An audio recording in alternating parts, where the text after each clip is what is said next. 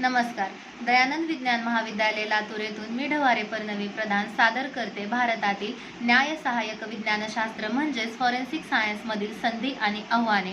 गुन्हा झालेल्या ठिकाणाहून पुरावे गोळा करणे, त्यांचा अभ्यास करणे, त्यांचं विश्लेषण करणे, त्यांच्यावरती निष्कर्ष काढणे आणि त्या निष्कर्षांना वैज्ञानिक दृष्टिकोनासहित कोर्टामध्ये सादर करणे म्हणजे फॉरेन्सिक सायन्स, ज्यामधून गुन्हेगाराला त्याने केलेल्या गुन्ह्याची शिक्षाही मिळू शकते, गुन्हेगारी कमीही होऊ शकते आणि एखाद्या निर्दोष व्यक्तीला त्याचं आयुष्यही मिळू शकतं. म्हणजे तुम्ही म्हणाल फॉरेन्सिक सायन्स म्हणजे गुन्हेगारांना शोधणे का?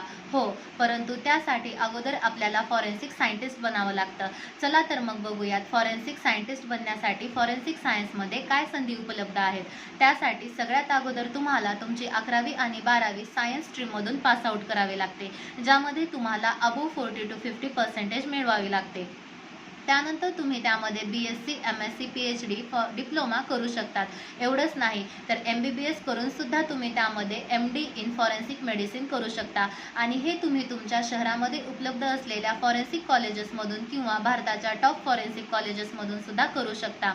लक्षात घ्या, फॉरेन्सिक सायन्स ही एक मल्टीडिसिप्लिनरी फील्ड आहे, ज्याच्यामध्ये आपण physics, chemistry, biology, chemistry, criminology, psychology यांसारख्या विषयांचा अभ्यास करतो आणि तुम्हाला digital forensic, forensic computer, forensic accounting, forensic entomology, forensic anthropology, forensic photography यांसारख्या कित्येक फील्डमध्ये जॉब मिळू शकते. म्हणजे तुम्ही म्हणाल आम्ही BSc, MSc, PhD करायची मग आम्हाला जॉब मिळेल का? बिलकुल नाही. तुम्हाला लवकर जॉब मिळण्यासाठी तुम्ही तुमच्या बॅचलर डिग्रीसोबतच इंटर्नशिप अपॉर्च्युनिटीज ग्रॅब करू शकतात, ज्यामध्ये तुमच्या थेरॉटिकल थिंकिंगला एक इंडस्ट्रियल एक्सपोजर मिळतो आणि त्याचा फायदा तुम्हाला फ्युचरमध्ये जॉब मिळवण्यासाठी होतो. इंटर्नशिप करायच्या तरी कुठं? प्रायव्हेट डिटेक्टिव्ह एजन्सीजमध्ये, हॉस्पिटल्समध्ये, पोलीस डिपार्टमेंटमध्ये तुम्ही इंटर्नशिप करू शकतात आणि या इंटर्नशिप करताना तुमच्या परफॉर्मन्सवर आणि तुमच्या स्किलवर नंतर तुम्हाला मोठ्या इंडस्ट्रीजमध्ये म्हणजेच central bureau, intelligence bureau, income tax department, police department, law firms यांमध्ये जॉब मिळू शकते. एवढंच नाही तर तुम्ही स्वतःच्या फॉरेन्सिक लॅबोरेटरीज, स्वतःच्या फॉरेन्सिक सर्व्हिसेस यांसारखे ऑफिससुद्धा ओपन करू शकता, ज्यामध्ये तुम्हाला ज्यामध्ये तुम्हाला गव्हर्नमेंटकडून शिष्यवृत्तीच मिळू शकतात. त्याचबरोबर तुम्ही DUET, SAAT यासारख्या एंट्रन्स एक्झामसुद्धा देऊ शकतात. ज्याप्रमाणे संधीसोबत आव्हाने असतात हे आयुष्याचं त्रिकालबाधित सत्य आहे, अगदी त्याचप्रमाणे फॉरेन्सिक सायन्समध्ये जशा संधी उपलब्ध आहेत अगदी त्याचप्रमाणे आव्हानेही उपलब्ध आहेत. चला तर मग बघूयात फॉरेन्सिक सायन्स समोरील आव्हाने. 12वी नंतरच फॉरेन्सिक सायन्स करता येतं हे अजून कित्येक जणांना माहितीच नाही आणि वाढत्या लोकसंख्येचा विचार करता आणि वाढत्या लोकसंख्येबरोबर वाढणारी गुन्हेगारी पाहता फॉरेन्सिक सायंटिस्टची कमतरता भासू लागली आहे आणि या विषयाचं गांभीर्य लोकांपर्यंत पोहोचवणं हे फॉरेन्सिक सायन्स समोरील सर्वात मोठं आव्हान आहे. त्यानंतर गुन्हेगारी तर वाढत आहे, परंतु लॅबोरेटरीजची संख्या कमी आहे. 43,000 private hospital, 35,000 public hospital, 18,000 government हॉस्पिटलच्या तुलनेमध्ये आपल्या भारतामध्ये फक्त 7 सेंट्रल फॉरेन्सिक लॅबोरेटरीज उपलब्ध आहेत.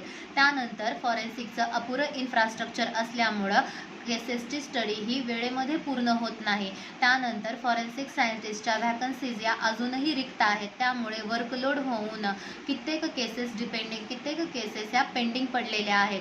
त्यानंतर प्रोबॅबिलिस्टिक सॉफ्टवेअर हे जटिल मिश्रणांचं स्पष्टीकरण देण्यामध्ये सहाय्यकारी ठरतं, परंतु जिनोटाईप कसा निश्चित केला गेला आहे आणि कुठे डिपॉझिट झाला आहे हे ओळखणं फॉरेन्सिक सायन्ससाठी अजूनही आव्हानात्मक आहे.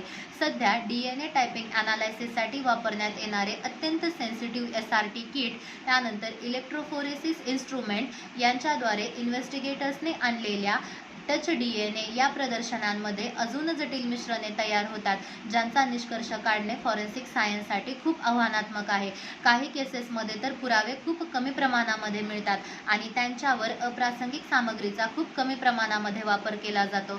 त्यामुळे नमुना दूषित म्हणजेच सॅम्पल कंटॅमिनेशन होणे यांसारखे प्रकार दिसून येतात. काही केसेसमध्ये तर एवढे कमी पुरावे मिळतात की रक्ताचा फक्त एक थेंब किंवा एखादा केस सापडू शकतो आणि या उपलब्ध पुराव्यांच्याच निष्कर्षावर केस फायनल करणे, केसची फायनल स्टडी करणे हे फॉरेन्सिक सायन्स समोरील किती मोठे आव्हान आहे. असे अनेक आव्हाने फॉरेन्सिक सायन्स समोर उभे टाकलेली आहेत. परंतु ज्या दिवशी फॉरेन्सिक फील्डच्या बाबतीत फॉरेन्सिक सायन्स हे लोकांमध्ये जागरूकता निर्माण करण्यासाठी समर्थ ठरेल, त्या दिवशी ही सर्व आव्हाने संधीमध्ये बदलल्याशिवाय राहणार नाहीत. एवढाच आशावाद व्यक्त करते आणि थांबते. धन्यवाद.